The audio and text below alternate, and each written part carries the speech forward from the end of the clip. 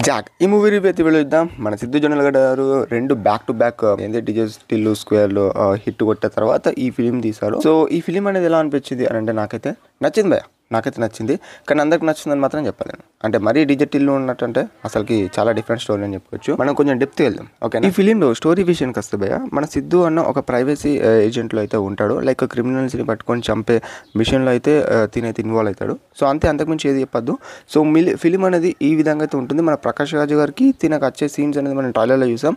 So ఫిలింలో కూడా మనం అవే చూస్తాం. కొంచెం చెప్పుకోవాలంటే ఆ టిల్లు అనేది కనిపిస్తాడు ఈ ఫిలింలో అని చెప్పుకోవచ్చు. లైక్ ఈ జాక్ క్యారెక్టర్ అనేది కొంచెం అలా ఉంటుంది, కొంచెం క్రాక్ అయితే ఉంటుంది. అక్కడ మనకు జాక్ క్రాక్ అని మెన్షన్ చేస్తారు టైటిల్లో.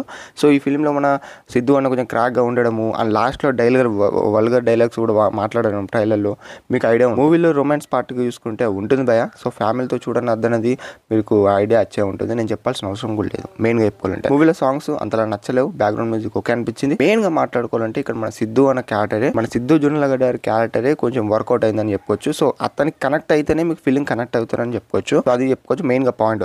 ఎందుకంటే అక్కడ హిలారియస్ సీన్స్ మన సిద్ధు అన్న మాట్లాడే వేలో కానివచ్చు, తన డైలాగ్స్ కానివచ్చు వేరే ఉంటుంది. సో ఆ పర్టికులర్గా ఇట్లా కనెక్ట్ అయితే ఫిలిం అయితే బాగుంటుందని నేను చెప్తున్నాను ఓవరాల్గా. ఇంకా మెయిన్గా మాట్లాడుకుంటే యాక్షన్ పార్ట్ ఇది ఒక నెగిటివ్ పార్ట్ అని చెప్పుకోవచ్చు. అంతలా బాగా అనిపించలేదు నాకు యాక్షన్ పార్ట్ గురించి చూసుకుంటే. అండ్ ఇంకొకటి ఏంటంటే కేసు అనేది త్వరగా ఇన్వెస్టిగేషన్ చేయడము, పట్టి చేయడం ఇలా అయితే ఉంటుంది. సో అది పర్టికులర్గా వర్కౌట్ కాలేకపోయింది అనుకుంటున్నా నా వరకు అయితే. కానీ పర్లేదు, బాగానే ఉందని చెప్పుకోవచ్చు కొన్ని సీన్స్ పట్టుగా చూసుకుంటే. అండ్ ఇంకా చెప్పుకోవాలంటే మూవీ అయితే ఈ విధంగా ఉంటుంది. మన వైష్ణవ తేజ గారు కానీ వీళ్ళందరూ ఓకే అనిపించింది ఫిలింలో. అండ్ ఈ విధంగా అయితే ఉంటుంది ఫిలిం గురించి చెప్పుకోవాలంటే. ఇంకెక్కువ కూడా నేను సాగదీయదలుచుకోలేను. మన సిద్ధు అన్నకి ప్లస్ ఫిలిం కావాలని నేను కోరుకుంటున్నాను.